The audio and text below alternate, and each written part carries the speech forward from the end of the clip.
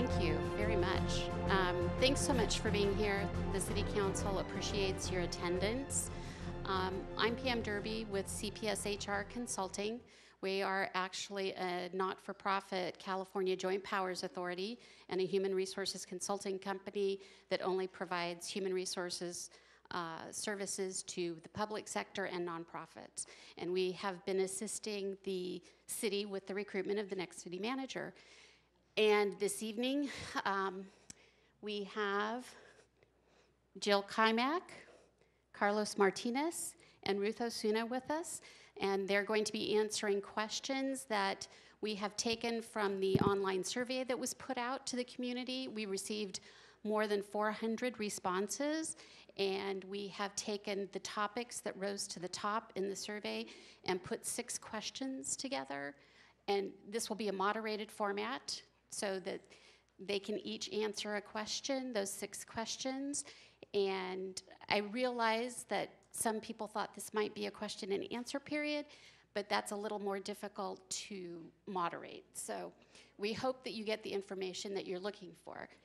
If you did not, if there's a question that you would like to have answered that you didn't hear, if you can send it to us at CPS, and we'll give it out 2 or 3 different times, but the email address is resumes, RESUMES, at cpshr.us. And that will also be on the city's website. So the process that we got here, we put together a marketing brochure. We talked to many people in the city. We spoke to all the council members and put together what's called an ideal candidate profile. We sent that out to people all over the country to advertise. We advertised in many of the journals that city managers look at. And we had over 30 resumes. That was narrowed down to 5 candidates that the council interviewed last Friday, and then they have narrowed it down to these 3 finalists. These individuals are going to share with you their backgrounds and things tonight, and then they also will be meeting with the council again next Saturday morning. So without further ado, I'm going to let Ms. Keimach start. They each have 3 to 5 minutes to give you a little bit about their background. Thank you so much for having me here today.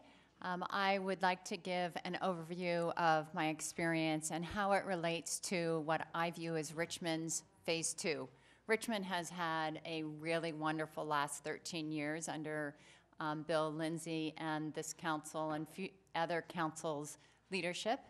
And what I'm looking for now in my experience is I've been a city manager in 2 organizations. One, a very small organization, the City of Moraga, where you have to work hands-on and get into the weeds. And I've also worked in a larger organization, the City of Alameda, that has about the same size budget and a few more staff than Richmond. And so I've worked in those. I have a background in planning and community development. And throughout my career, I have worked in the public sector for 32 years. And throughout my career, I've worked on sustainable and environmental projects. I've done affordable housing and homelessness issues, or not having homelessness. Transportation has been a key part of my experience as well. I worked at BART and was actually at BART when Richmond was doing the BART and Amtrak Transit Center here. I've done and was very involved in working on the downtown plan for the city of Fremont, which is under construction right now. Also rent control, cannabis, and financial revenue measures, including a community facilities district, which is a way to help developers finance infrastructure without having it go citywide. And I've done that in 2 cities. I also feel like I have local knowledge and a little bit of history in Richmond. I was the first Bay Trail, San Francisco Bay Trail project manager. And back then, we decided to select Richmond as our kickoff point for celebrating the start of the San Francisco Bay Trail. And so we picked Miller Knox Regional Park for that. We've also worked more specifically, I worked, and this was very hands-on, of trying to find the trail alignment through Point Isabel with the East Bay Regional Park District and Point Pinole and around Point Malati, which is still difficult. I also worked for the city of El Cerrito for 7 years, including daylighting Baxter Creek in sections in El Cerrito and when it was going into the City of Richmond in that section. I worked on the El Cerrito City Hall design. I have a degree in architecture, San Pablo Avenue, El Cerrito Plaza. And the exciting part about El Cerrito Plaza is we really wanted a Trader Joe's, and we organized and worked with the community, and they were the ones who actually convinced Trader Joe's to come to El Cerrito. And then my favorite project was the Cerrito Theater. Also, again, working with the community to get them excited as I was about preserving some history in El Cerrito. So what excites me about Richmond is that this feels like a community. It has a long history of trying things that are difficult, trying different ways of looking at the same problem. Affordable housing, how do we make sure we don't disperse our own people out of the city when it starts upgrading? How do we deal with the homeless?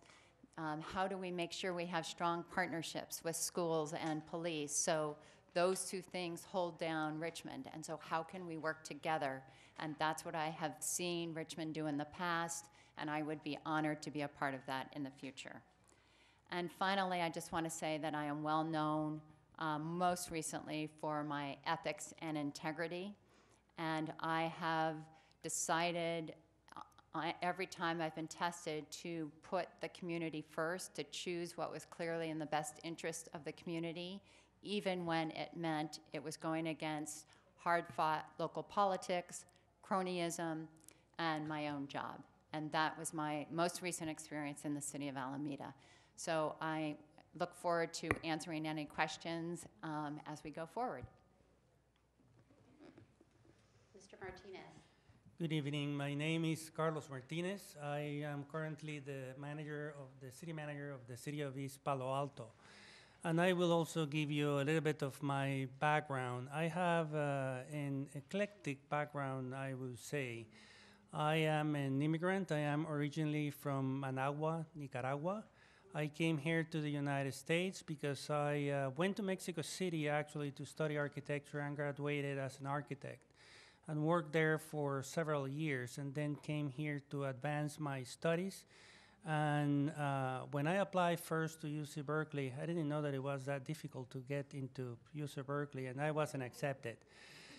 So I had to open my own business, and I ran that business for 5 years, and then applied again, and I was accepted, and I finished both the Masters of Architecture and the Masters of Urban Planning from UC Berkeley.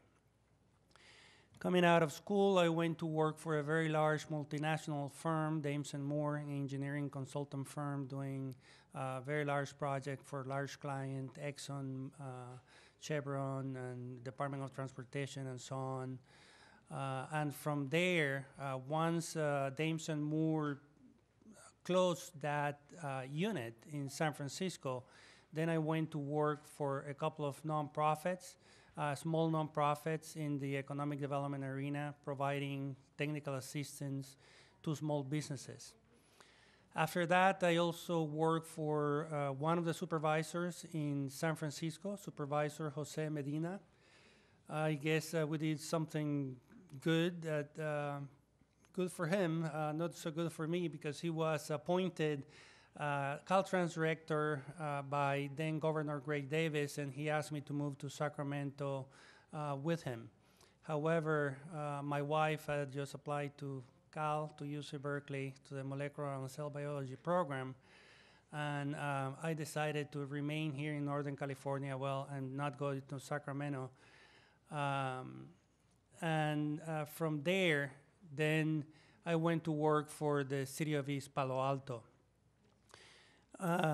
For the city of Hayward first, and then the city of East Palo Alto. So as as you can see, my background is very broad.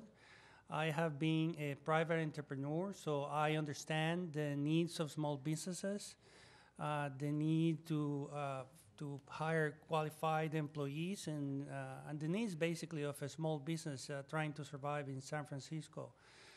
I understand nonprofits. Some of you may be in the nonprofit sector here, so I understand also the needs and the drive and the mission of nonprofits and how valuable their services are.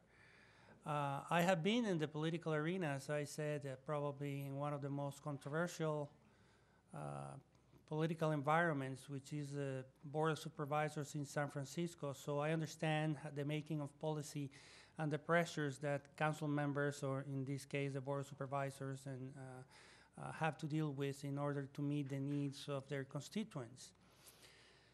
I have been also in the private sector, and I understand the profit motivation and the efficiency-driven type of operations of private sector businesses, like the one multinational corporation, Dames and Moore. And as I mentioned, finally, I have been in the public sector working for both the City of Hayward and the City of East Palo Alto. And I fully understand the challenges that municipalities have to deal with, shrinking resources and expanded needs of services for the community. So I think that through my life, I have gained the experience, and through working in East Palo Alto, I have gained the knowledge of working with a community that is similar to the City of Richmond. It's a majority community. And if I were going to be selected to be leading this organization and working with the City Council, I would be greatly honored. And I want to thank all of you for making time to come. I'm sure that you will have other things to do, but you came here to this forum. I appreciate that. So thanks to all of you, and thanks for the City Council for having selected us among the 30 candidates that I'm sure that they were all very well qualified. Thank you. Ms. Osuna? Let me see if this, is it on? Is it on? Can you hear me? Yes. Okay. Hello, my name is Ruth Osuna. Thank you, Mayor and members of the Richmond City Council, for inviting me back to be part of this panel of very qualified and very accomplished other candidates. My background in city government is was sort of a path, very curvy, I would say, because it took me from being a teacher at the secondary level. I was a major in English and journalism, and I went to teach. And when I went to seek and study for my master's program, I chose a public administration. So when I was studying public administration, I was really looking at equity issues in education financing. And along the way, I met some city managers who introduced me to this wonderful profession. I was then recruited to the city of Phoenix, was one of their management interns, and we were the first all-female class at the city of Phoenix. From there, after my internship, I was a management assistant for the deputy city manager for transportation, and so was able to get firsthand knowledge of all of the operational departments related to transportation planning. At that time, the city of Phoenix was developing its own freeway system, and so it was a great time to be there. I left the city of Phoenix because I was asked by some city managers throughout the country to go back to Washington and to serve our profession at the International City Management Association. When I finished that project, I came back to Arizona because that's where I'm from and my family is there. I was not able to get right back into local government, but someone had heard about me at Bank of America when Bank of America was expanding beyond the California borders. So I began working for Bank of America in Arizona and was the community development officer working on CRA issues, lending issues, which really then also brought me closer to the nonprofit sector as well as working with local government. I worked with them for 5 years and was recruited to another financial institution to work on very specialized financing, particularly on the Native American lands in Arizona and New Mexico and Colorado. I felt so far from where I wanted to be, so I went back to the nonprofit area and worked with 2 national nonprofits in community development where I really honed my skills on housing development, working with resident leaders, and also working with special financing in commercial areas and bringing back many neighborhoods that I see here in Richmond back to life. I was then recruited back to local government and was named Deputy City Manager in the City of Phoenix. During that time, I had responsibility for the Housing Department and Neighborhood Services, as well as the arts and culture, equal opportunity, small business, minority business. And so there I worked very closely with the Housing Authority. We were deemed unsatisfactory, and in 6 months we turned that around. I have chosen to be in cities where they are very difficult to work in, and they have provided me a challenge. And much like Jill, I have had to make some very difficult decisions in those kinds of environments, but I too am very committed to the profession, committed to the community, and committed to integrity and transparency. In small cities like Eloy, Arizona, where I was a city manager, had to turn around 4 of the enterprise funds in the 3 years that I was there. That cost me, at the end of those 3 years, to have my contract not renewed by a 4-3 vote. But I felt very good about the work that I had done there. And from there, I went to Brownsville, Texas, right on the US-Mexican border, where I worked in one of the poorest communities. We were fortunate enough to be selected as a White House initiative called Strong Cities, Strong Communities, where we worked with a team of federal agencies. There were 14 federal agencies that we worked with to try to improve housing, improve the environment, sustainability, as well as a lot of the flooding that occurs because it is in a delta. It was a very challenging community in that the finances there were very limited, but we were able to accomplish a lot because we created coalitions of various organizations to come together. Okay. And then my latest assignment was in Oxnard, California, where I had the operations. So I'm happy to be here. Thank you very much for coming out. Thank you. Question number 1, and I would like to add to those of you who didn't get the comment sheets that extra have been made, and they should be in the back so that you can comment on the candidates. Richmond is one of the most diverse communities in the Bay Area, not just ethnically and culturally, but also socioeconomically. Please describe your experience in like communities, and how do you see that experience benefiting the citizens of Richmond? We'll start with Mr. Martinez. Thank you very much for the question. My experience, I have, as I mentioned, worked for the City of East Palo Alto as city manager for almost 4 years now.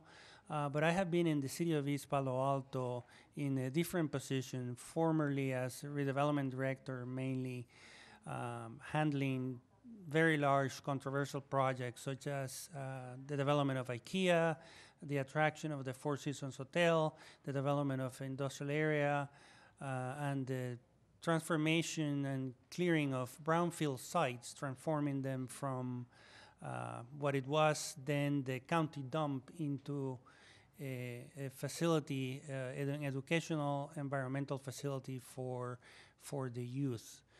So I have seen firsthand what the free market can provide minority communities, because I lived it and I saw it in East Palo Alto, and that was one of the reasons why the city of East Palo Alto incorporated, because the citizens were tired of having their rents raised constantly. And one of the first things that they did when the city incorporated was to pass a rent stabilization ordinance to protect the residents from ever increasing rents from absentee landlords.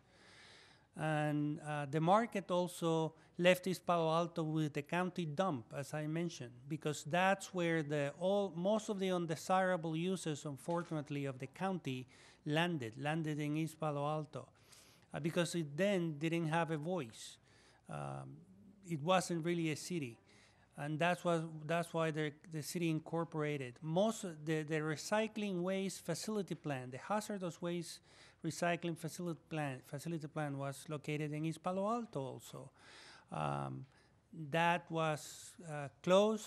We don't allow heavy industrial uses anymore, and we're planning and have a proposal right now to develop 1.4 million square feet of Class A office in East Palo Alto. And that has been because the city mothers and fathers, the founders of the city, and we have still a council member that was one of the first council members, one of the founding fathers of the city, and they continue driving the same policies, policies of empowerment of the community, because it is with the power of the city of controlling their land uses or having their own police department and forming their own police department that the community can be protected.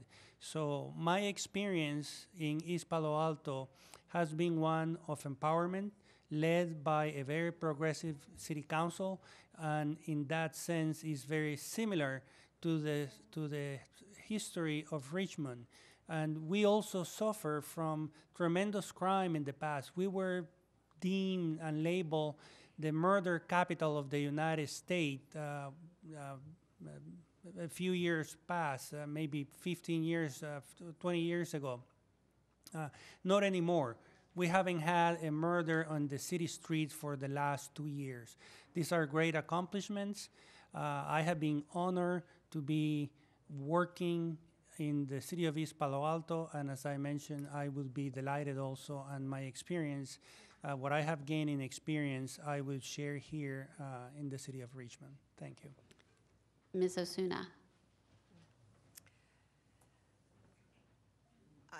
Most of my experience working in local government has been in communities that look a lot like Richmond. And even my nonprofit work, I've worked in communities just like Richmond. So I feel very comfortable here. What I've learned from that experience that I will bring to Richmond with me is the three-legged stool that I say you need in order to turn around a community or to work in these kinds of environments. And that is having a strong relationship between the business community, the residents, and government. And if you don't have those three entities working together, it's very difficult to change the dynamics of a community. That experience and that formula for me has worked in various communities, all the way from Eloy, 16,000 small rural community, where we began to improve the infrastructure and to support the small businesses that were really the lifeblood in terms of sales tax for the community. When I was in the nonprofit area, I worked in 5 different states in the Southwest and the central part of the country.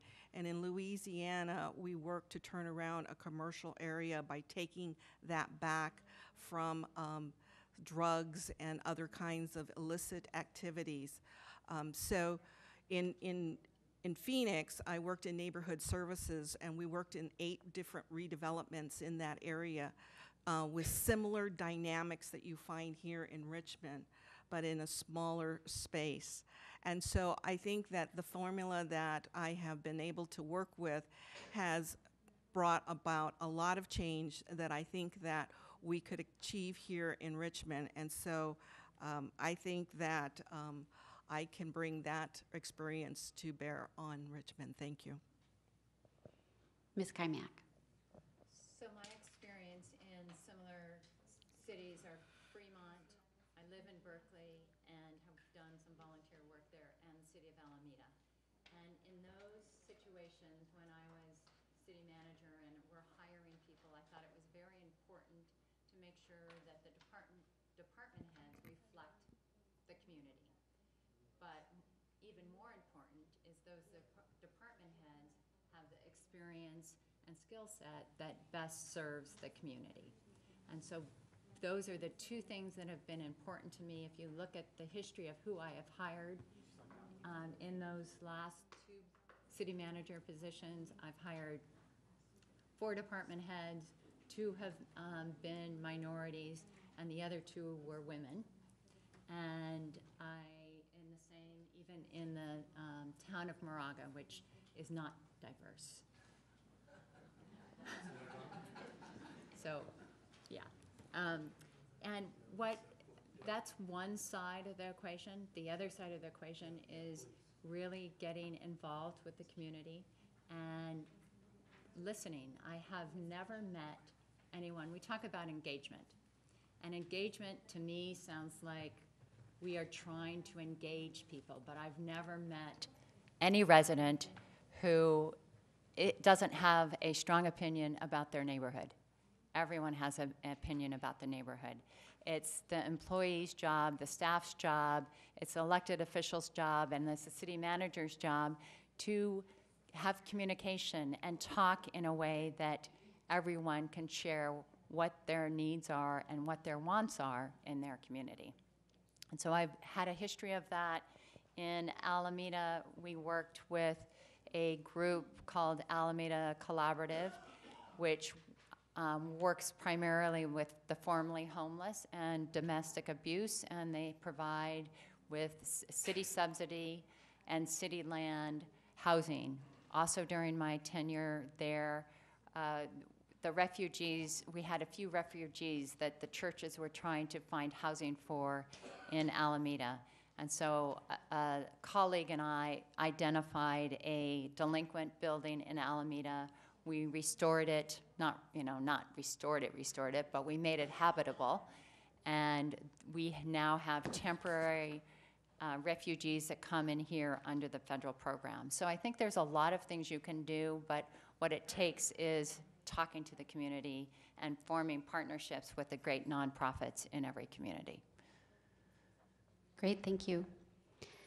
Question 2. In your most current role, how have you ensured that you are accessible and visible to the community? And are there any initiatives or processes that you have created and or implemented to raise the community's level of awareness and participation in city projects, programs, or activities? Ms. Osuna? Thank you.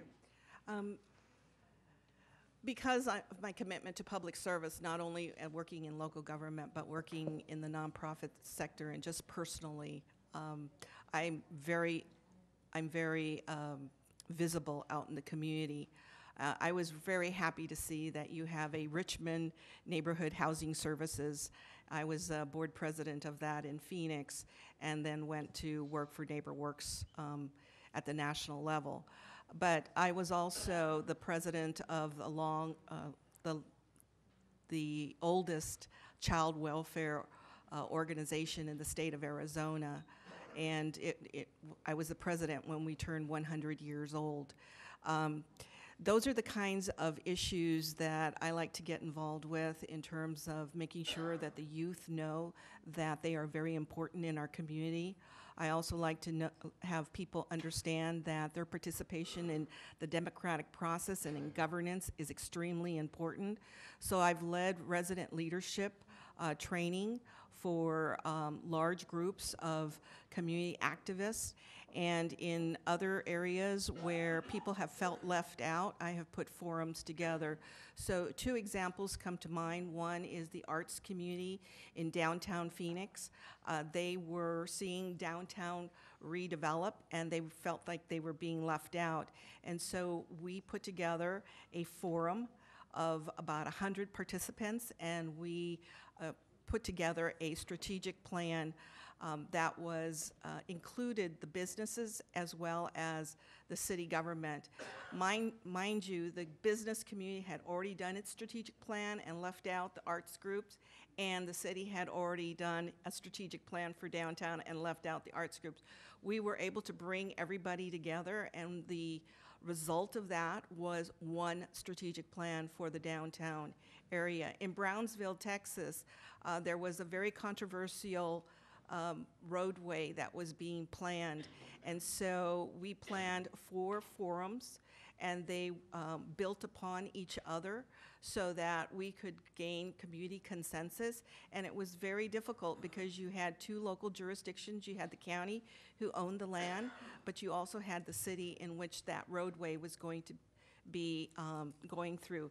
You also had people who only wanted it to be a bicycle lane and others who wanted to be a full parkway. So bringing everybody together to hear what each side thought about that project was very beneficial, and we started to break down those barriers to make sure that we could get consensus on developing that that project. So, you know, from my perspective, just to wrap it up, is that I am very committed to hearing the community. I'm out and about, not only in the community, but with my staff out there to understand what they're doing and some of the issues that they're having to deal with, that we can then make their work a little easier, which would then make us as a government more responsive to you. Ms. Keimach. So I have been in the public sector my entire working career, and I love the job. It's more than a job. It's a life for me, and I think being a city manager is being out in the community. It's a 24-hour job. If you're not at an event, you're thinking about the creative solutions you can do. You're thinking about who you spoke to in the neighborhood. You're thinking about an employee that you were impressed by. And I think that how you ensure that you're out and visible in the community is you're out and visible in the community. You go to events, you go to weekend celebrations, and at those celebrations, you talk to people that you don't know.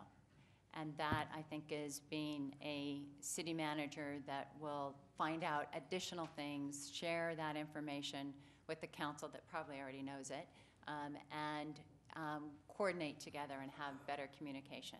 It's all, as was said earlier, it's all about communication with the public. What I did most recently in Alameda is I also hosted it was a fundraiser for local nonprofits in Alameda. And so there was an annual city managers talk. And during that talk, I would go over the goals of the council and the community and my own goals of what I wanted to see in the coming year. I also did, a transit shuttle to show the community development projects. And so about every 6 months, I join the planning department's tour that is open to the public. What is going on in Alameda? What are the controversial projects? What are the things that you can't get into the details about and read in the paper? And let's have a conversation and show them physically what is going on and where. And so that has worked well. Thank you. Mr. Martinez. Thanks. Similarly, what I do to be visible in the community is participating in many community events. Fortunately, in the city of East Palo Alto, and I'm sure that here in the city of Richmond also, you have many community organizations that have fundraising events. There are meetings regarding Point Molari or many other activities and initiatives of the city, and I attend many of those events, not only to be present, to be seen by the community, but to really understand and hear firsthand what those comments are and to be close to the action. I am very hands-on, and most recently we have in our an initiative to create a safe parking pilot program for RVs, recreational vehicles, because as probably you have experienced also, and it is happening in Berkeley, it is happening in Mountain View, unfortunately because of the housing crisis that we're living in the Bay Area, there are many people that are living in RVs and are having a hard time. So we have created, the council, we haven't created it yet, but we are in the process of creating a safe parking place for the RV users that are in East Palo Alto to park safely. And I have walked those RV campgrounds to make sure that I understand what their needs are, and I have been right there with staff, having a better understanding of what it is. In addition to that, we have instituted a number of programs. Of course, a National Night Out is out, and most likely I will attend many of the events that are developed community-wide. We have also events, movies in the parks. We showcase movies during the evenings now that it's in the summer, and that's another way that the community comes out and activates the park. We have clean zones over the weekends. We walk down the streets and invite the neighborhoods to come and collect trash and clean up and try to create pride within the neighborhoods. I join many of those. And also, I have to confess, I attend many meetings such as Cinco de Mayo and the Blue Festival, and I do it because it's nice to hear always mariachis and jazz. So I also enjoy. It's part of it is not part of it is part of my city manager role, but also is enjoyable, and it's great to be in the community, having a good time, and sharing those moments. Thank you. Question number 3. Richmond's past was unfortunately riddled with violent crime and a poor relationship between the community and law enforcement. In recent years, Richmond became a model for community policing and saw a significant decrease in violent crime. However, recently there have been some renewed challenges in the police department community relationship. Could you please share your experience with community policing, your view of its effectiveness, and also describe your philosophy regarding the management of law enforcement and how you ensure that the city manager, police chief, and city council are all on the same page? We'll start with Ms. Keimach. First of all, I think the City of Richmond's recent history of what it can do on community policing has been extraordinary, along with other projects through the police department. And so Richmond can yet again be a leader in doing innovative things in the police department that really look at the residents and build trust in the community. Transparency, I think, is the key to that.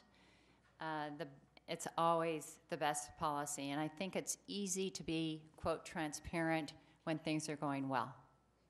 You sort of want to highlight all the things that are going well. The tough time is to be transparent when things are not going well. And I think over and over again in communities all across the country, we're in a difficult time right now.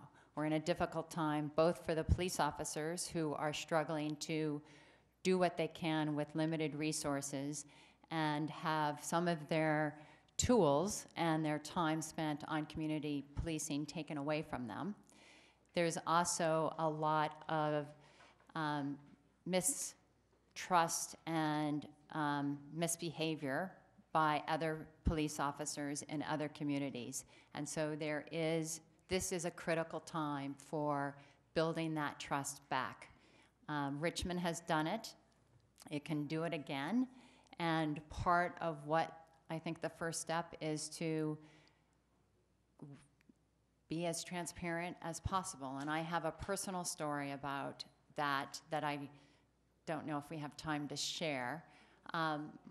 My nephew lives down south, and his best friend was high on drugs, and the police were trying to throw beanbags at him and do everything, and to try and get him to calm down.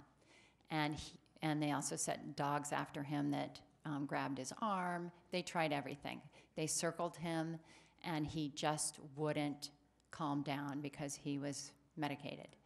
He ended up getting shot and killed, and it was tragic.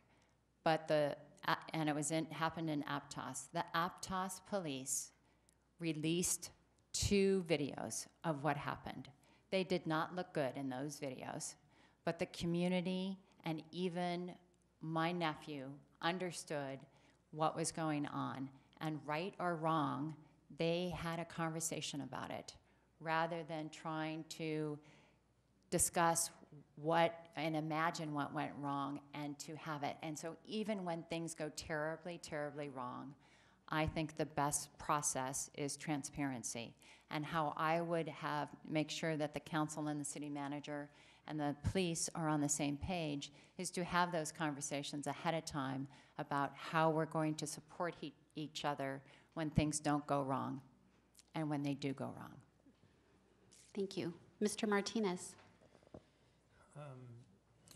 In the city of East Palo Alto, I have a great experience with community policing. Not only great experience, but we achieve great results also, because as I mentioned, we were deemed to be the crime capital of the United States. No longer we have that moniker.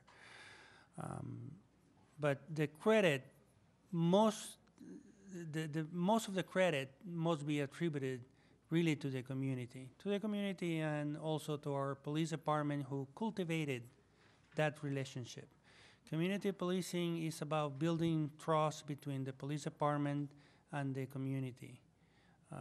The only way to solve crimes is to create trust between the police and the community.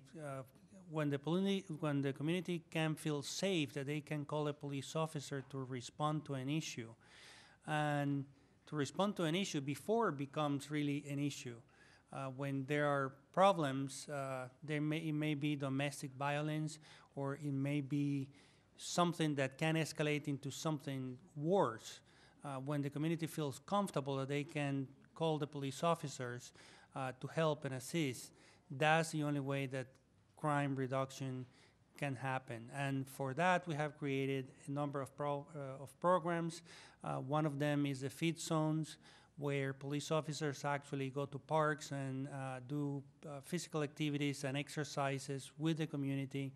The clean zones that I mentioned also, that is supported by the police department. And the police officers are seen as individuals that have families, and mothers and fathers, and their mothers and fathers, and they have children. Then they can identify with the community. And it's only through that level of cultivating the relationship that change can occur. And as in any relationship, it's something that needs to be continuously nurtured. There are up and downs, and I think Richmond, as expressed in the question, there may be some, as I said, there are up and downs. There may be a low point, perhaps, but there is nothing that can be cured with continued transparency and discussion. And to bring the council together, we're all on the same team. The community, the police, the city council, city staff. It's a matter also of bringing the Department of Public Works, the broken window syndrome, having clean streets that develop confidence with the community, supporting programs like in East Palo Alto, there is a program called the Sponsor Employment Program, creating a sports activities league that brings our youth to remain active during the summer. So the council and other departments can work together. It's not only the police in the community, it's the entire city team that that needs to come together really with the community to abate crime. That's my perspective of community policing. And Ms. Osuna, would you make sure that your mic is close here? Okay. Thank you. Can you hear me better? Okay. I won't, I try not to repeat, but I do want to emphasize that it is about trust. It is about the transparency. But let me give you what I think would be a good strategy here in Richmond. There are a lot of things going on in our community, not just here in Richmond, but in other places. There's a lot of pressure being placed on families from economics, the dynamics of families. And there's also a lot of pressure being put on our staff, particularly the police staff, in that, you know, they need to be more than police. There's an expectation that they be social workers too. We found that in City of Phoenix, and so we had a neighborhood services department. What we did was we married the two together, sort of a team around these areas that needed a lot of attention and needed to strengthen the relationship. Here in Richmond, what I've read is the cycle that you're going through right now. And if what I read is still in place, where the police department is divided into 3 different districts, then what I would propose is to have start with that as the base and develop teams around all different types of department staff to go into those districts and identify the needs there, and to work collaboratively together with the community and with the business community to deal with some of the stresses on that neighborhood that are contributing to the violence and some of the crime that's occurring. Going back to developing a relationship with the police, as far as I'm concerned as a city manager, my role is to support them. In Eloy, they had not received a lot of attention in terms of their cars, their radios, just a lot of things. And so I made it a personal effort on my part to make sure that they had the right type of equipment and they had the right type of training. Then we supplemented that with other staff to help them with what we were dealing with in that community. And I think that was a perfect formula for that community. I would think that that would be very similar here in Richmond, and we would bring along the city council with establishing a strategy for the problem areas in Richmond. Thank you. Richmond is in the midst of several high-profile development projects, including Point Malate and new ferry service. While these projects could be economic drivers, there's also community concern regarding gentrification.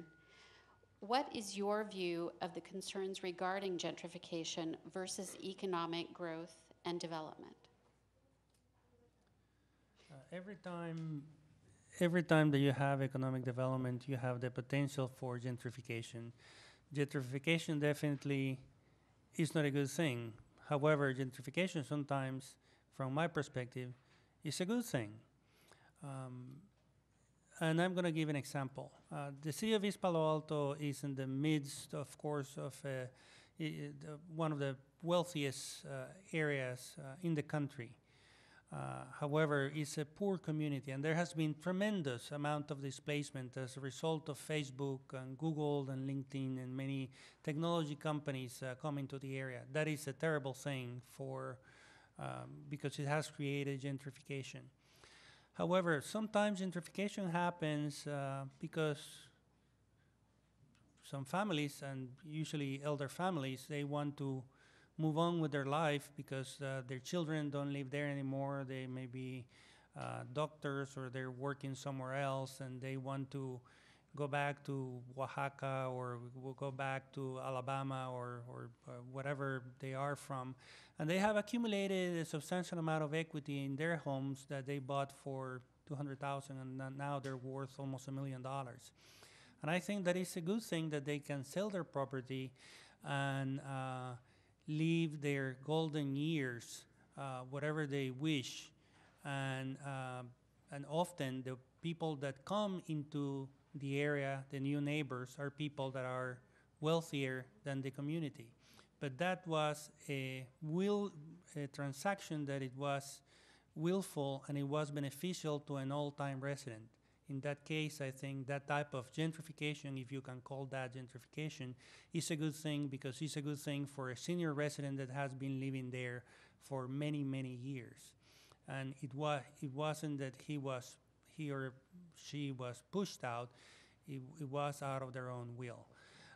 What is important when new development is happening is that companies that come in, they are paying their way and mitigating all the impacts, whether those are housing impacts, those are transportation impacts, that they are paying their mitigation fees so that the city can build more affordable housing or build better roads and pay for the services that the community need.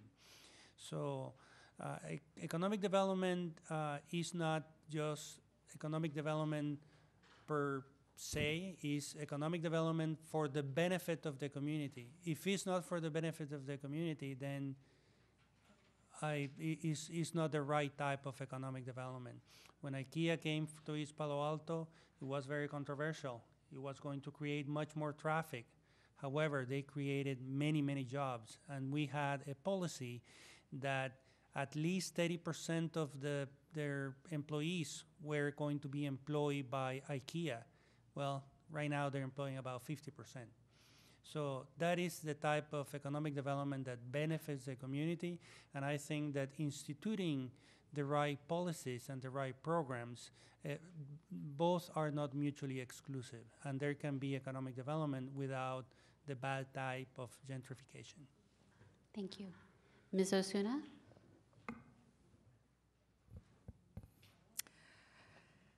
I wish I had the magic bullet for gentrification. It's a very difficult issue to deal with, because on one hand, you want your community to grow and to prosper, and on the other hand, you understand the pressure it puts on the existing people that live here, and when you raise the valuation of property, what it happens to property taxes.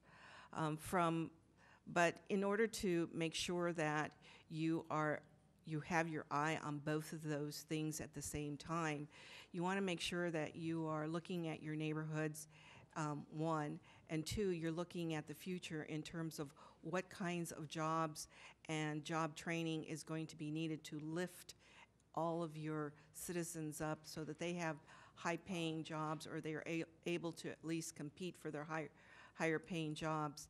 In the city of Phoenix, we worked with this issue in one neighborhood right adjacent to the downtown area. And it was an area that was gang infested, had a lot of violence, and we worked with the community there to clean those kinds of things up, and then we started working on housing. We started then working on job training. And in Brownsville, as a better example, we were having trouble recruiting for water and wastewater operators and heavy equipment operators. And so we put apprentice program together to make sure that people that weren't going to the college system were working in these apprenticeships so that they could get good paying jobs as they moved up through the ladder.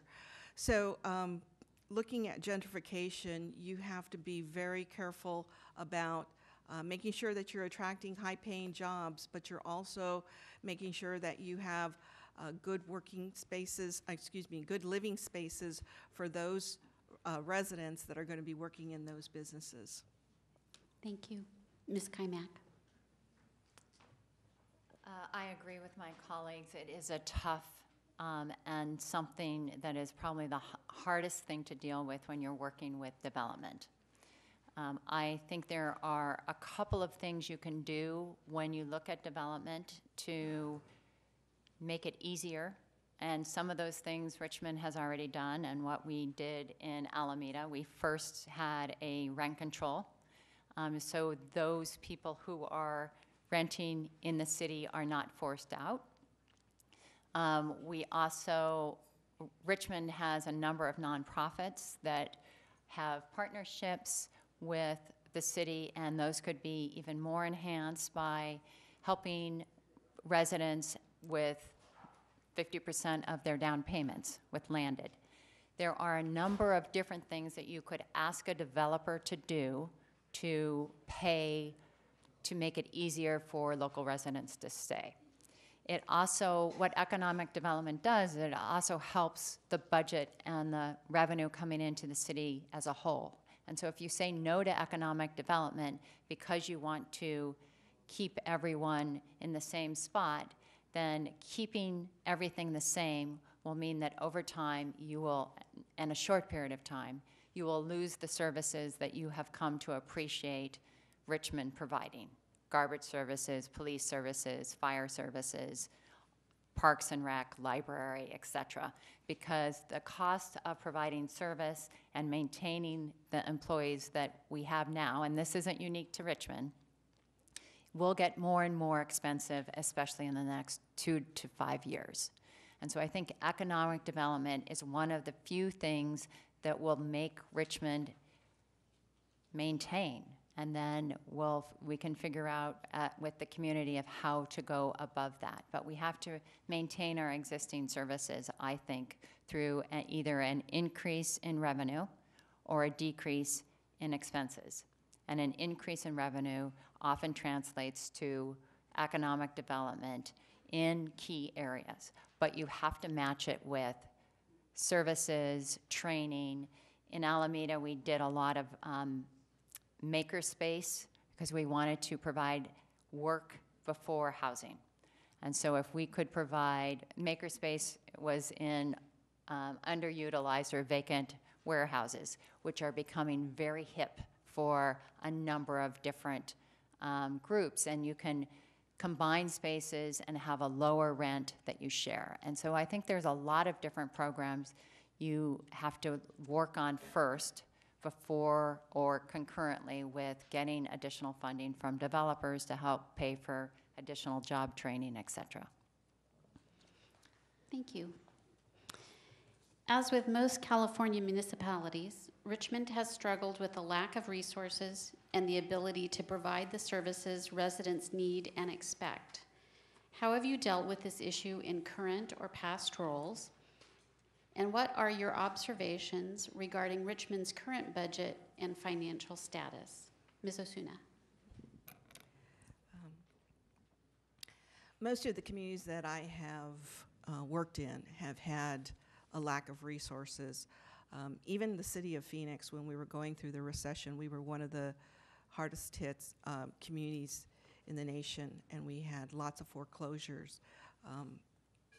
So we were shutting down libraries. We were, well, not shutting them down completely, but we were limiting the hours that they were open, which I thought was so hard for someone like me who loves books and found the library to be one of the reasons why I do what I do. But those were the times then.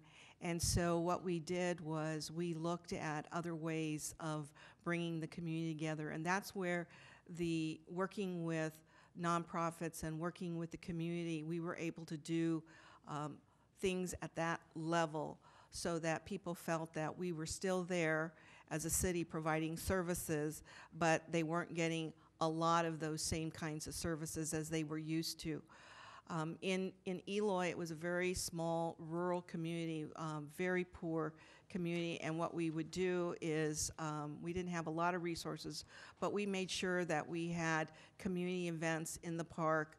We made sure that we brought everybody together so that they knew that they had their neighbors, and they had us there working with them.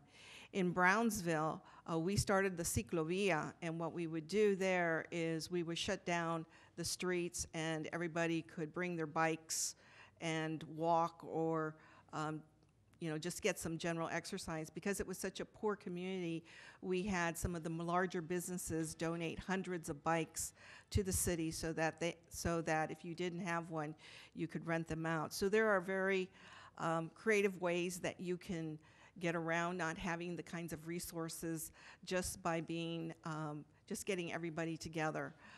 In terms of the budget for Richmond, Richmond isn't any different than any other city. The other California city that I worked in Oxnard, it was going through a very difficult financial situation, in that we were working to turn the finances around. We were working on the enterprise funds. But what I see in Richmond is that your growth has been steady, and that looking at your CAFR, that your trends are going up. So yes, there are going to be tight times for a while. I walked into the library just before this, and I said, I think this needs just a little refresh. We may not get there. We may not get there today, but there are little things that we can do so that the community knows that we're trying very hard to make sure that they get the best services possible. Ms. Keimach. So as my colleague said, this is happening all over the state. And I actually put a lot of the concern and blame on CalPERS. CalPERS has two different thorns, from my perspective, that it is putting into each community in California. The first one is what we hear about a lot, which is the public pension unfunded liability. And that's a big number. It's a big number in every community, but it's a very big number also in Richmond. But that's something that over time we can address, and there isn't a deadline for paying that off. The faster we do it, with every surplus of a good year, we could put that into reducing that, so in the future our retirees have a more secure retirement. But the worst part about CalPERS is that they keep redoing their assumptions and investments. So they take employee dollars from everyone's paycheck, employer dollars, and their return on investment. And those three things pay for all the retirees, and the number of retirees are getting higher and higher in every year, and the number of employees is getting lower. So what that means is CalPERS then says, okay, people are now living longer, and we are not getting the return that we expected, and people's medical care is better. And so therefore, we think that we need more money to make up that difference, because we haven't met the investment goals that we set. So they turn around, and we as a city in California have to make up the difference. It doesn't matter how much our return on investment is. It doesn't matter what our number of employees are and our length of time here.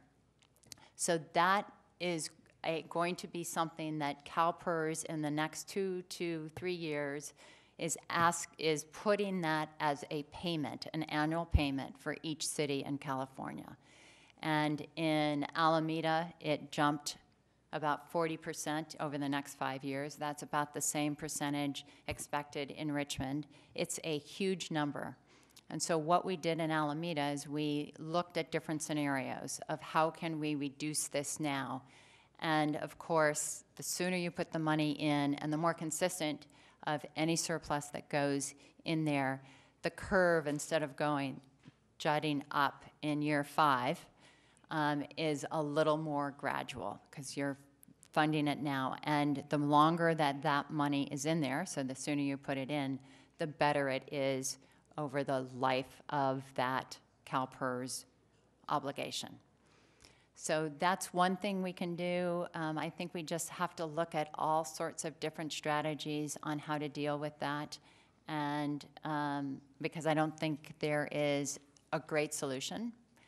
And another potential solution is to coalesce with all the other cities in California and go to the state and look at other ways that we can work with the state on dealing with this very, very difficult situation.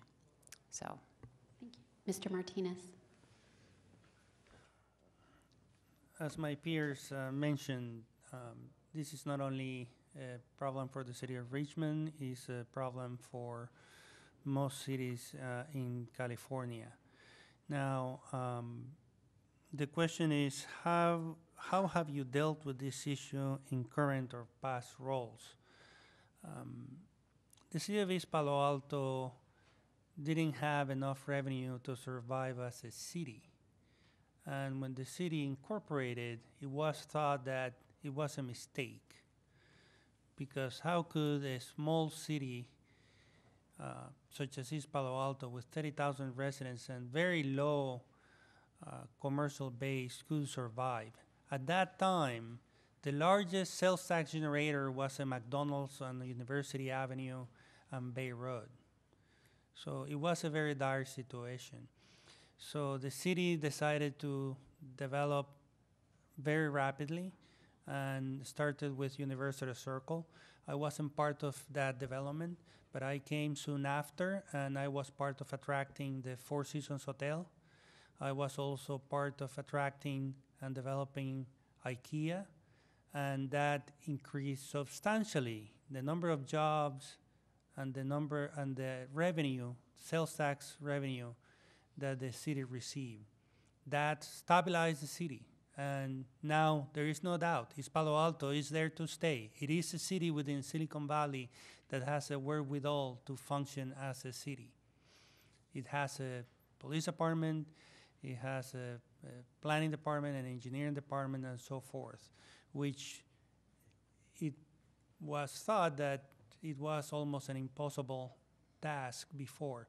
Currently, most recently, I should say, we entitled and built a 200,000 square foot Class A office. Now is occupied by Amazon, and that's generating substantial revenue in terms of property taxes. And as I mentioned, we have cleaned up a number of properties, not the city itself, but with brownfield assistance from US EPA, we have helped fund the cleanup of a number of sites, and now we have a proposal for 1.4 million square feet of Class A office in what it was before the hazardous waste recycling plant. So there are ways of doing it. It's not done from one day to the other. Many of these projects are controversial and were controversial at the time. For the Amazon building, we assembled many properties that were piecemeal, and we assembled them to be able to develop them together as one. In the process, we had to relocate and compensate a number of businesses, 5 or 7 families that were living in a decrepit building, and we relocated them to an affordable housing project where they had better living conditions. All the business owners were relocated. Some of them relocated to East Palo Alto in another location. Some of them moved to Redwood City or other places, but they were compensated. So there are ways of doing it, but these processes are controversial. They take time and take a lot of effort and working with the community to ensure that, as my colleagues just mentioned, the jobs that are generated are consistent with the educational attainment of the community, so that those jobs are going to local residents, and that the development that happens, it really does indeed benefit the community. Thanks. Thank you. If you're appointed City Manager of Richmond, what will your current staff miss most and least about you? And how would they describe your management style and decision-making processes to us. This is for? We'll start with Ms. Keimach. Probably what they'd like least is my lack of jokes. So I think they will miss most my integrity and ethics, and my leadership of, it's sort of leadership in a cheerleader kind of way. If someone has a great project that I think is worth trying, once they say it, it's sort of like, now you got to do it. It's exciting. It's worth pursuing. This could make a difference in our residents' lives. We have to do it. And sometimes they just do, we don't really, it was just an idea. And it's sort of like, no, if it's an idea that is worth pursuing, we need to pursue it any way we can, whether it's with citizens doing it or nonprofits or any other, or the city taking a stronger role in that. And I think that's probably what they'd say. Mr. Martinez. This is a hard question. What will they miss most and least? How about if I start with least? I think what they will miss least of me is that I am driven. We have a very busy schedule. We have many items on the agenda. I have very high expectations, and my staff works very, very hard. Sometimes they say, this is impossible, but however, we get it done. We are intense. We are a very small organization. We have very high demand and expectations from the community. The community deserves the best from us, and I push for that and don't expect anything else from my staff. Probably that pressure is the thing that they will miss the least about me. However, I think that if I am honored to come here, that is the thing that they will miss the most about me. Because at the same time, when you're in that level of organization, when you're performing, when you're delivering, and when you're accomplishing things, you're successful and you're happy and feel the day goes fast. So I think that they would miss both the least and the most, and it's basically the same thing. In terms of my management style is very inclusive, and my decision-making process, I believe in what is called the wisdom of the crowd. That is, the collective wisdom of a group is always better than the individual decision. I myself can do it all. No, I don't think that is a very wise decision. I think that when you get together and listen to the many voices that are in the room, and you listen to the community, you listen to the business organizations, the property owners, the nonprofits, staff, when you, the city council, when you involve everyone, you yield better results. So things may be more noisy, more difficult to manage when you include more people, but it will yield to better results, and that is my management style and the way that I make decisions. Thank you. Ms. Osuna. I think my staff misses my sense of humor and my true caring about them and my ability to mentor them to get the best out of them, whether that's within the organization or that's in their personal lives. The thing that they probably will miss the least is my straightforwardness as well as my decisiveness. But on the other hand, as my finance director told me as I was leaving Oxnard, he said the one thing I really liked about you is that, you know, we would get together, we would discuss an issue, you would make a decision, and then we would walk away, and everybody thought that that was the decision.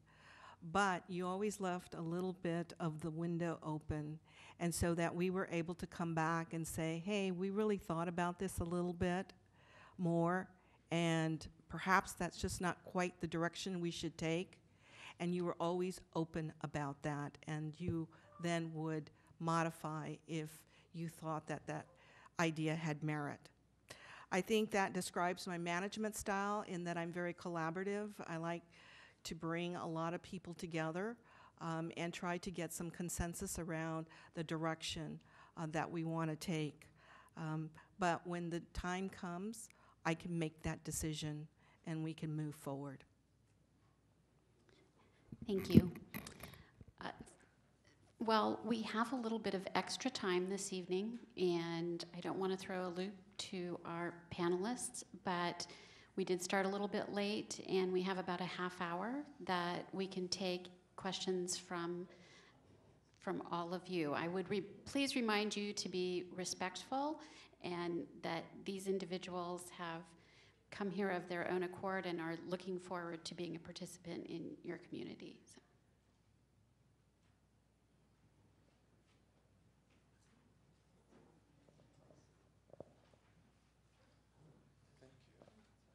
Thank you very much for coming this evening and addressing our community.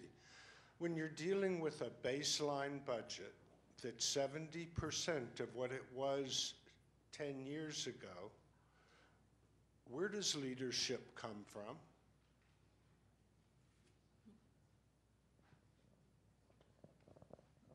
Ms. Keimach?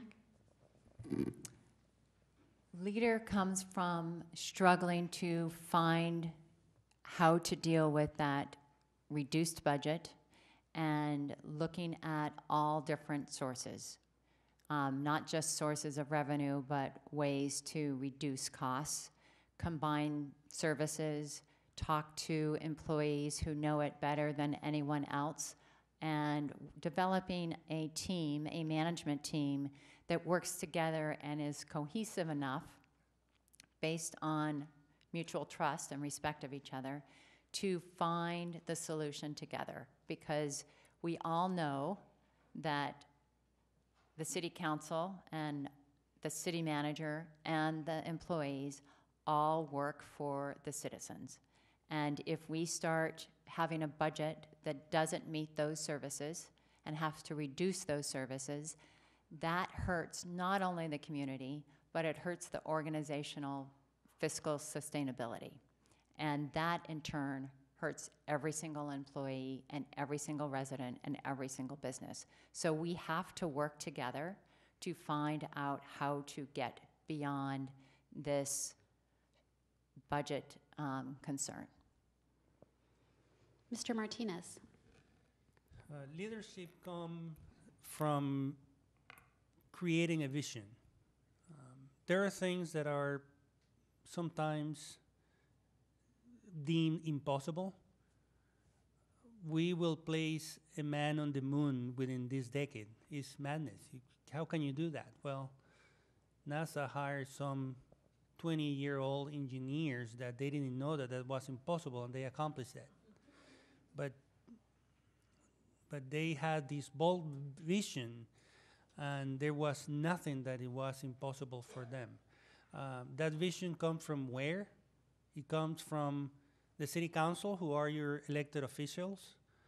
It comes from the community, who are the ones who elect the city council. And it comes from, again, the collective wisdom of the crowd which involves the residents and the Richmond community. So my role would be to find ways to implement that vision. I'm not saying that it's going to be easy. It sometimes seems that it's impossible, but that's how things start, with creating a compelling vision that you aim for, you labor towards, and if we're all together in it, you'll be able to accomplish it. And that's leadership. Ms. Osuna. I think it is a combination of, first it starts with the city council setting the vision and the council priorities for the community, and they're listening to you. Those priorities come from you as a community. And then looking at the staff, taking those priorities, and looking at the programs and how much money we have. It's as basic as your own personal budget at home, where you only have a certain amount of money, and you decide whether you're going to go on vacation or you're not, or whether you're going to go out of state or you're going to stay in state.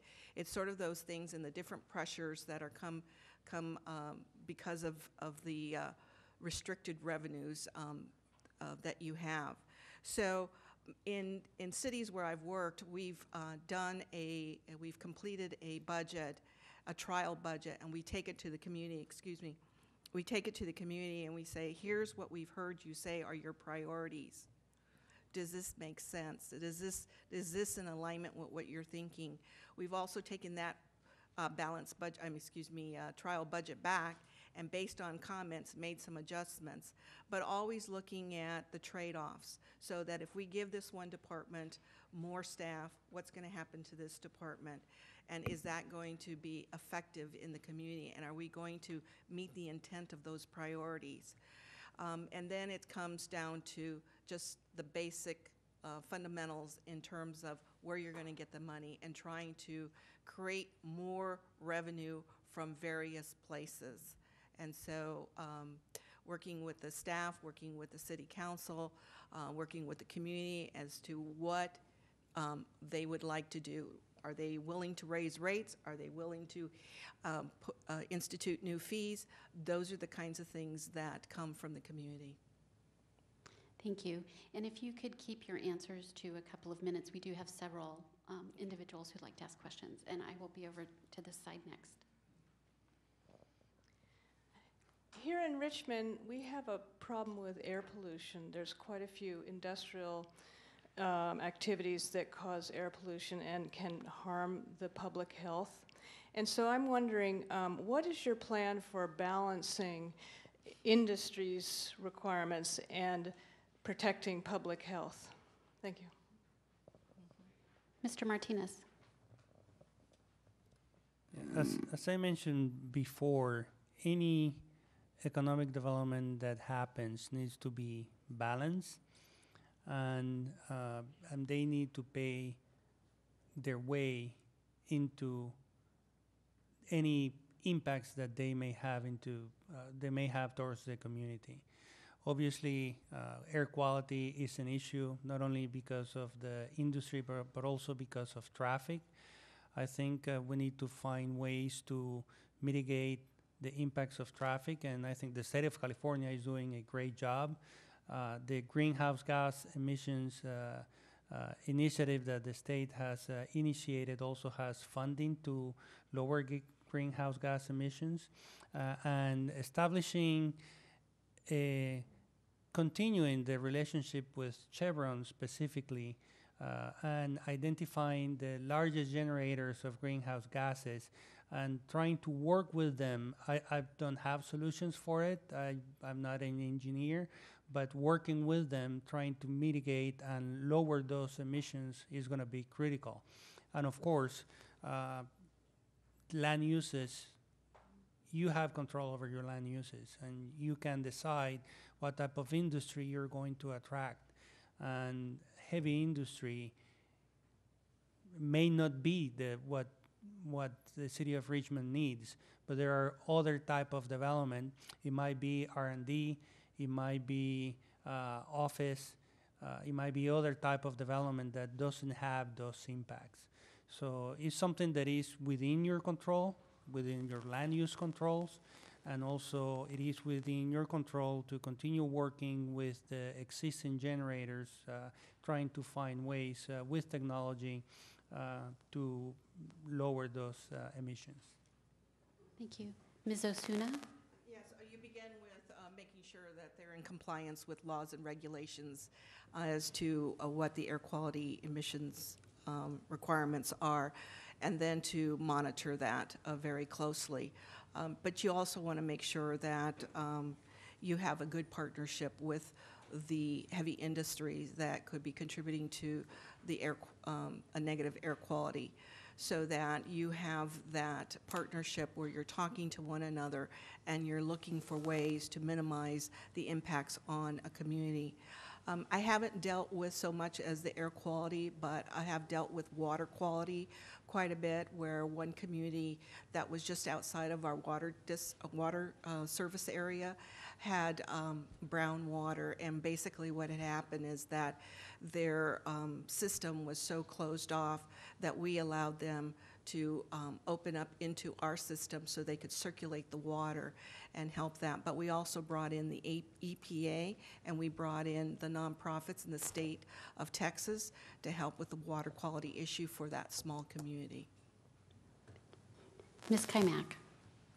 I think, especially in Richmond with Chevron and some of the fires that they've had recently and other heavy industry, it's imperative to push back and make sure that there are facilities that are there to scrub the air quality before it leaves the smokestacks. And Chevron has made a very big investment recently into some of its buildings, and so I think that is a good sign. But I think the city and the community needs to monitor that and be on top of it anytime there is a potential release of air quality that doesn't meet health standards.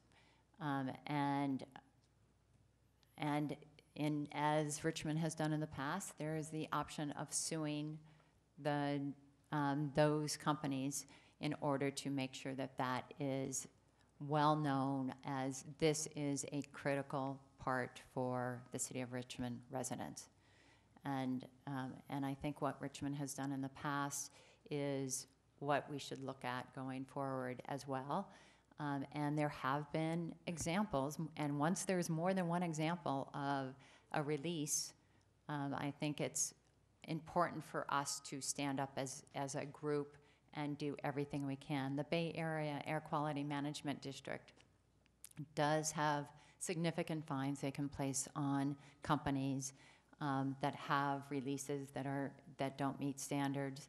The Sierra Club Legal Defense Fund also does a number of air quality lawsuits against jurisdictions and even the Bay Area Transit Organization. So there are partnerships we can do to make sure that our voices are heard and that our voices do something to make sure that our health is of utmost importance to those businesses.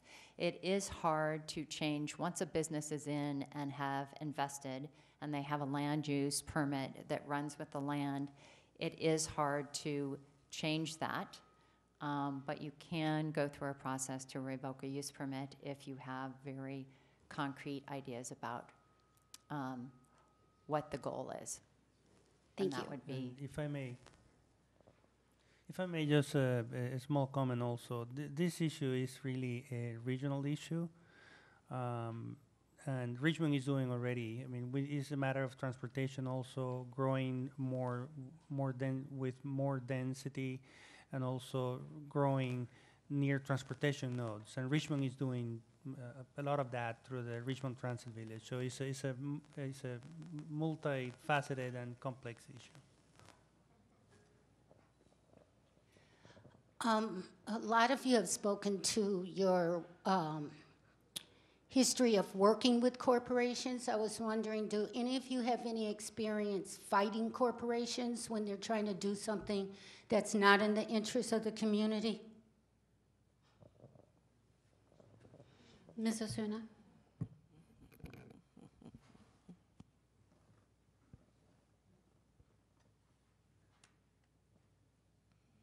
I'm trying to think. You know, when I worked for Bank of America and Wells Fargo, I was there to be the sort of the indispensable opposition, so to speak, to look at policies and procedures and say, are we doing the best that we can for our community? That wasn't always welcomed. So I understand how to work within that kind of environment. I haven't been involved in suing a corporation or fighting a big corporation. However, I have led residents and who have wanted to, for example, stop the development of a major sports arena from coming into and encroaching in their neighborhood. And in that case, I wasn't directly involved, but I helped that community organize themselves and try to come up with their position. And that a lot of that happened prior, just in their resident leadership, that they learned from being involved and taking national classes and learning how to do that. But I've not directly been involved in that. Thank you. Ms. Keimach. So I've only worked in the public sector, and I wanted to work in the public sector because you can have an ideology and your own vision of what is right, and you don't have to worry about profit and bottom line. And as a public sector employee, I have spent a lot of my time working in community development. And in community development, you have big corporations that are big developers who come in with a lot of money asking for land and development rights and all sorts of different things. And I have pushed back significantly on some. And most recently, I pushed back on a developer who got a great deal with the Navy property in Alameda. And they wanted to just come in and put lipstick on the pig and rent the old Army rooms for what the going rate is, which is $1,000 to $2,000 a month per room. And so they were getting a lot of profit out of it. And I pushed back. They ended up going to the council and complaining about how difficult I was by adding all these things of what they should do, providing parks, providing trail access to the surrounding neighborhood. It was fenced off, removing the fence so it wasn't a gated community, things like that. And because I had a good working relationship with the council, and the council knew all along what the issues were, the council and us together were able to say, this is what our community needs. And it's not like a corporation, but they work the same. Thank you. Mr. Martinez. Yes, I have experience dealing with large corporations. Most recently, the City of East Palo Alto sued Facebook. Facebook is in the city of Menlo Park, and of course, that is the type of gentrification and economic development that may benefit our neighbors, the city of Menlo Park. It created many jobs and substantial amount of property tax revenue in the new offices, millions of square feet developed. However, most of the externalities, the traffic and the affordable housing, the housing needed, they didn't build it. And that's why we have a housing crisis in the Bay Area, because corporations keep developing jobs, but they're not developing the housing that is needed. And as a result of Facebook not developing any housing and impacting the city of East Palo Alto and creating displacement and actually providing a $10,000 bonus for their employees that bought homes in East Palo Alto, the city of East Palo Alto had to sue them. And they had to revise their environmental impact report. And at the end, we settled for a $10 million that Facebook provided to the city of East Palo Alto to develop affordable housing and to mitigate their impacts that their environmental impact report hadn't found them before. So the city of East Palo Alto is David among Goliaths in the Silicon Valley, but it really has punched above its weight, and is because of the perseverance and dedication of of the city council, and the ability to confront large corporations to, again, pay their way and to actually mitigate the impacts that they create. Given what you know about the city of Richmond, what would be some of the things that you would accomplish in your first 6 to 12 months of employment? And how would you use city staff to assist with these accomplishments?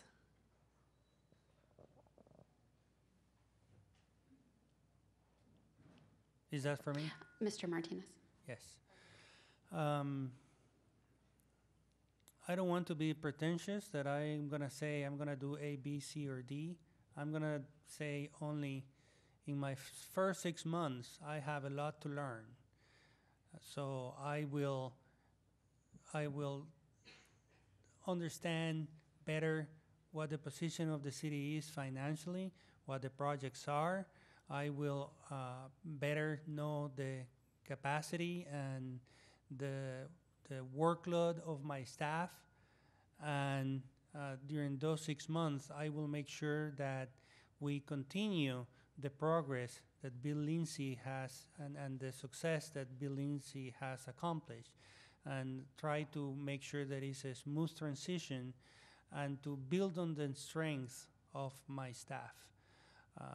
From then on, I think 6 months into it is going to be probably the new year, and during the new year normally is, at least in the city of East Palo Alto, is when the city council comes together and develops their vision for the following year, and based on that vision, then we start making plans and creating a budget that reflects that vision. Going back to what I mentioned before, that's the type of leadership that the city council provides based on what they have heard from the community. And I will be working with my staff then fully with a full understanding of what the city position is, what the staffing positions and abilities and weaknesses are. And then from then on, I think I will be better prepared to continue the good work that the city is engaged in. Thank you. Ms. Osuna. Okay. First, I will listen. I will observe. I will study. I will meet, and I will learn. And I will do this very quickly because time is of the essence. Richmond has all of the tools. It has it's a great city, and it needs to continue on the momentum that it currently has. This current city manager and the current staff have done a great job in moving the city forward, and my job will be to make sure that I understand them, their work, and the culture of not only the organization, but of the community to move it forward. Thank you. Ms. Keimach. I agree with my other two colleagues. It's important not to step in and have ideas that don't reflect what the staff knows and what the community already knows. And so I think taking a few months to get to know not only the staff, but the projects and stuff. The only thing I would add to it is there might be some projects where I could assist with contacts that I have elsewhere. And so I would look for that, any opportunities that I could add value initially to staff. But it's a conversation with staff to see what they've already done, what they need, is there any assistance I can do immediately. And we work together on the vision and the goals together. Thank you. My question is, none of you are from Richmond, so when you were looking at applying for this job, what kind of research did you do to learn about Richmond? And what was the deciding factor in your decision to apply? Ms. Osuna. Well, I went online and I looked at the website. I read all the financial reports. I actually came out here and drove around and looked at the city. I also talked to colleagues that are in the area. The city manager who I work for and hired me in Oxnard is in Vallejo, and the other assistant is in Hayward, and then I have other colleagues in the Bay Area. I also looked at staff reports. I looked at the city council agendas. I studied what the big issues were. I also was very impressed, really impressed with the website for the Point Malati. Is that how you say it, Malati?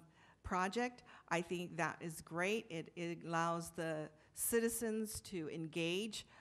If they can't go to a meeting, they can engage through the website and provide comments. So those are the kinds of things that I did. I also looked at newspaper articles, I Googled people's names, and I looked at all of the different kinds of community groups that were in Richmond. Thank you. Ms. Keimach. So I feel like I have known Richmond for a while. I worked in El Cerrito right next door, had partnerships with the City of Richmond back then. I have, done other things in Richmond because I live so close. Point Isabel, different, like the Rosie the Riveter restaurant out there, I forget what the name is. We went to there. I have socially known Richmond for a long time. When I looked at this position, I have also known through work, because I worked in Contra Costa County, Bill Lindsay's work on a monthly basis. And so I knew what he was working on every month when we met. When this position came open, I talked to him at length, and then I met with him as well. And so to go over what are some of the current projects that they're working on, I asked a number of questions. He was extremely helpful and generous with his time. I also have talked to other residents I know who live in Richmond, and neighbors of people who live in Richmond. Thank you. Mr. Martinez. As I mentioned, I went to Cal, so for many years I lived in Albany, which is right next door.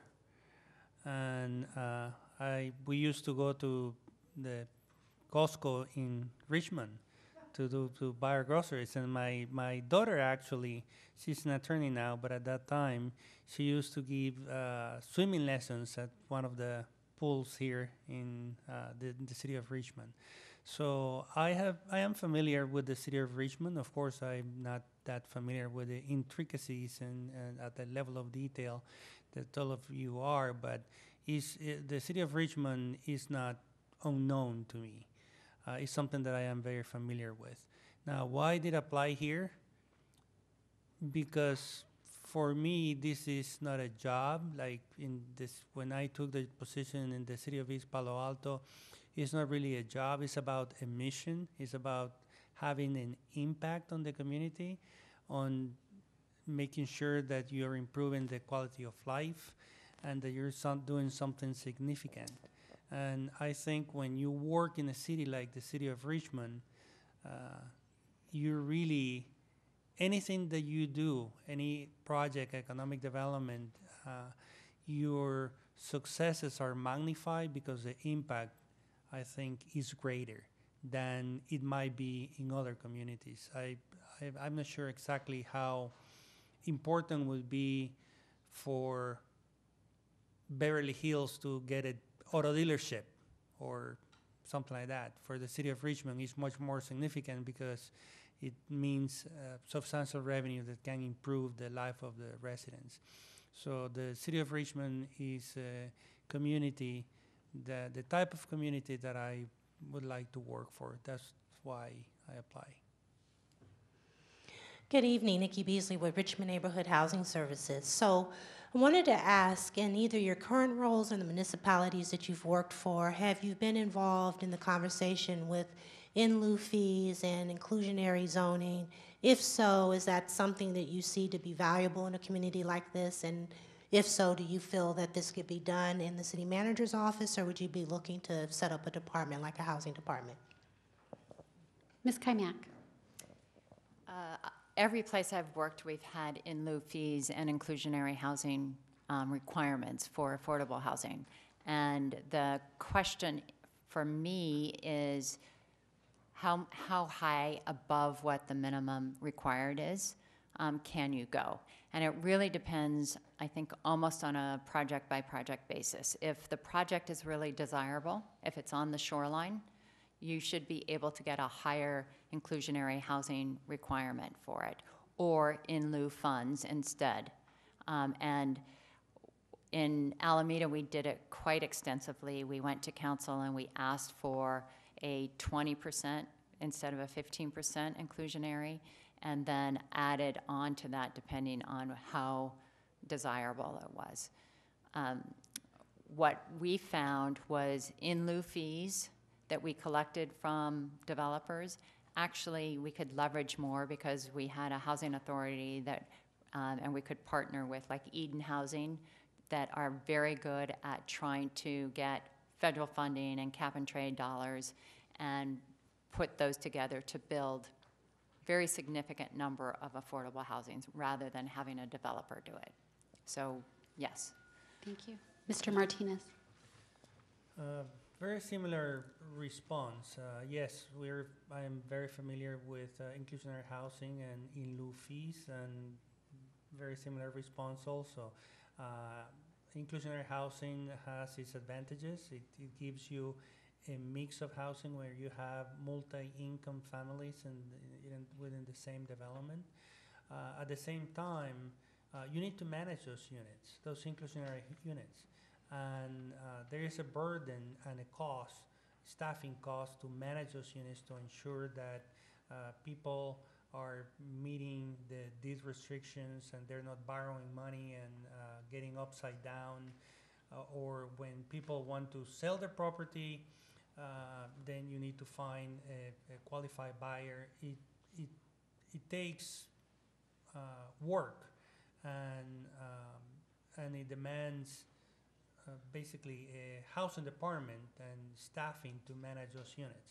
Now, if you collect in lieu fees, you can leverage those dollars with tax credit dollars, and you can get a deeper level of income affordability. You can get ELI, extremely low income units, which of course, at a higher density, you can develop more units at a deeper level of affordability. So it's a matter of policy, and I think there is room for both, but it's something that the city needs to assess. My preference, at least in the city of East Palo Alto, because, and that's a staff recommendation, is that we collect in lieu fees and that we have an inclusionary fee for market rate housing so that we can leverage more, and then the responsibility of managing those units is on the affordable housing developer, either Bridge Housing or Eden Housing, or any of those affordable housing developers. But in response to your questions, yes, I am familiar with it. We have used both. We had a 20% inclusionary housing in the city of East Palo Alto. Thank you. Ms. Osuna. I'm very familiar with those tools. I came to California because you have tools like that here. In Arizona and Texas, much more conservative. We could not get those kinds of tools implemented or passed in the legislature. We worked very hard on getting TIF. We couldn't get that. Worked on community benefit agreements. They thought we were crazy. We also finally got the state of Arizona to implement a housing trust fund. But for probably 20 years, I have been an advocate for those kinds of tools to make sure that we can have enough affordable housing in our communities. And so I'm very familiar. I've done a lot of research on all of those types of things and tools, and looking forward to using them here. When I was at the City of Phoenix, I had responsibility for the housing Authority and the Housing Department, and those were one in the same. And in that, it was the first time that a city department used tax credits to do affordable housing, as well as be the developer. So and what we did was the goal was to not only have your HUD funding, but to have your income coming in from your rents and also your developer fees in order to leverage the dollars that you had. Thank you. Good evening, and I'd like to thank you for coming and thank the city for having this forum. Regarding development and CFDs, we know that CFDs are quite commonly used to fund infrastructure, landscape lighting districts, and that kind of stuff.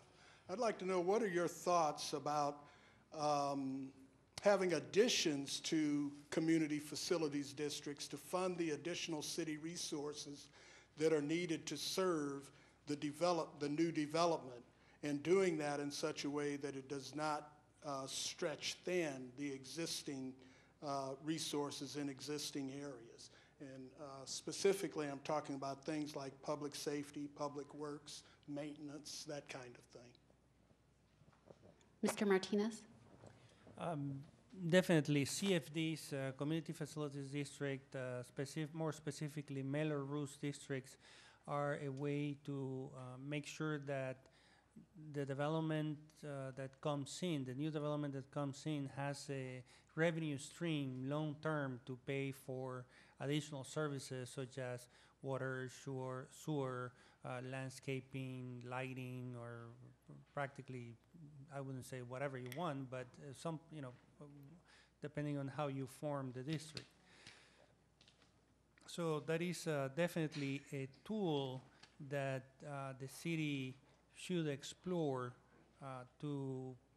as an additional source of revenue specifically for operations and maintenance and providing additional services to new development that comes in. I think that's definitely a good idea. And I have experience with that. We're in the process. We're talking to a couple of developers. One that is proposing 1.4 million square feet that I mentioned before, and another one, Sycamore, that has assembled a number of properties and is going to have a master plan. It's planning to submit a development plan for about 25 acres that they have assembled. They haven't submitted it yet, but they need substantial infrastructure. And for that, we're planning to form an assessment district in order to fund those improvements. Ms. Osuna? You have to be very careful with these community facility districts and the landscaping maintenance districts, because they're formed for the specific area and for the members within that district. So the agreements need to be made with the folks in the area that are going to get the benefit and who are paying for them.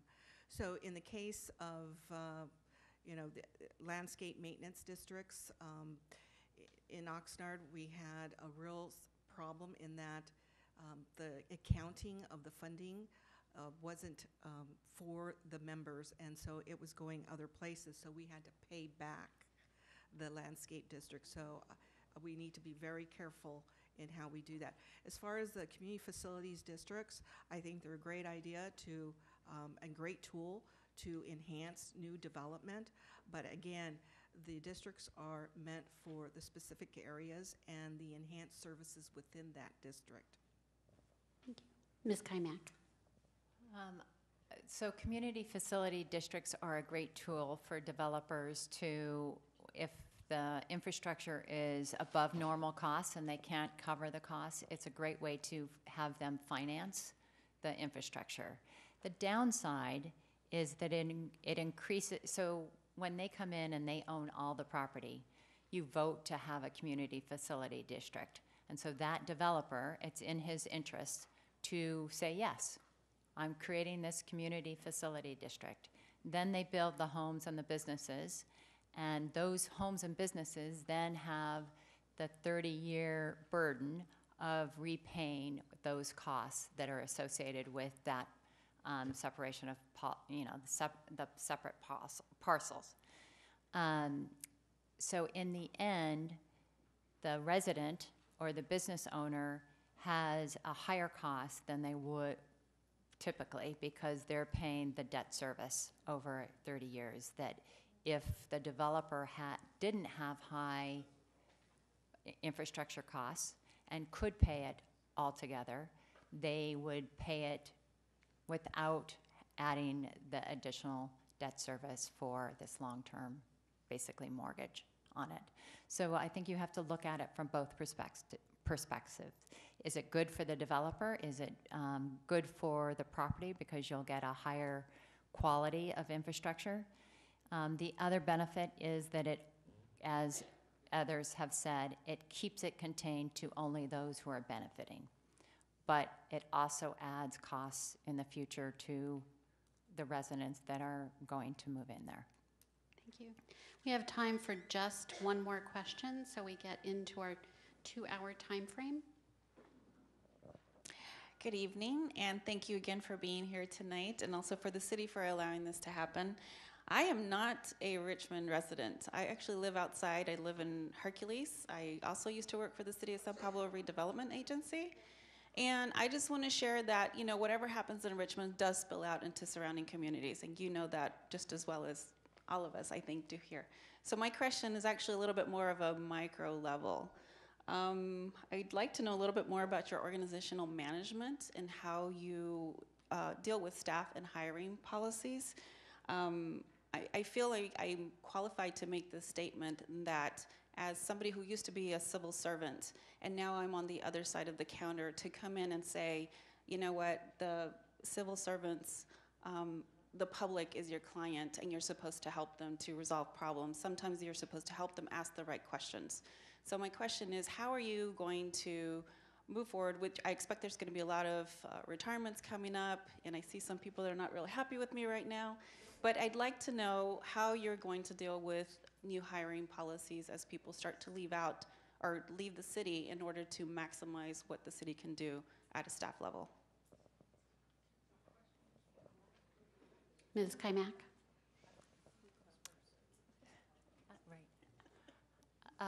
I think it's really the key to any organization is having good staff. They're the face to the community. They have to have the attitude to help the people on the other side of the counter. I'm very strongly in favor of having open and transparent recruitments to get the best person for the job that has to be done from the community's perspective. Not from the organization's perspective. With a lot of retirements coming up, I would also look at, and the budget, every time there's a retirement, I would look at the organization and see if that position could be combined with another department, merged, in order to save that position rather than doing a layoff in the future if that's what the budget is telling us we have to do. So I would look at every position that comes open. Mr. Martinez. Similarly, the goal is definitely to find the best person for the job, not only with the technical ability and the qualities, but also that understand the community and can communicate with it. In East Palo Alto, it's different, of course, from Richmond in the sense that East Palo Alto is a very small community. It's 2.5 square miles. But in a way, precisely because it's a small community, it's more challenging because it's more difficult to find qualified candidates that are from the city of East Palo Alto. But I think there are many qualified candidates that are City of Richmond residents, and they would benefit from working in the City of Richmond. They are invested in it.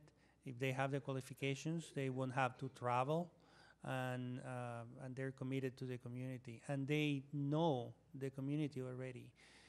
So I think there is a great benefit of doing that. As I mentioned before, we do that not only for hiring within the city organization, but also We have goals set for businesses within the city of East Palo Alto. We have been very successful in making sure that the composition of our staff reflects the community. Thank you. Ms. Osuna.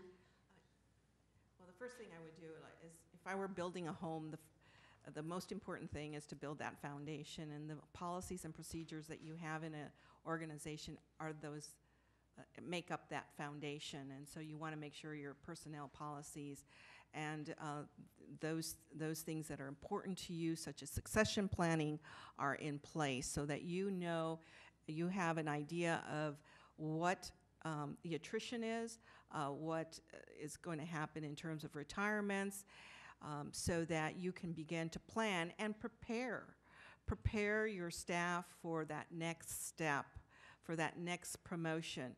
I had a situation where I had a police sergeant who wanted to be a lieutenant, and I had a discussion with him, and I said, you need to begin to be a lieutenant today.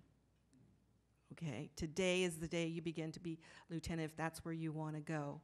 And so those the staff members who want to get into supervisory level, then to department heads, we need to prepare them to take that responsibility on. And so we need to create those kinds of leaders within the organization.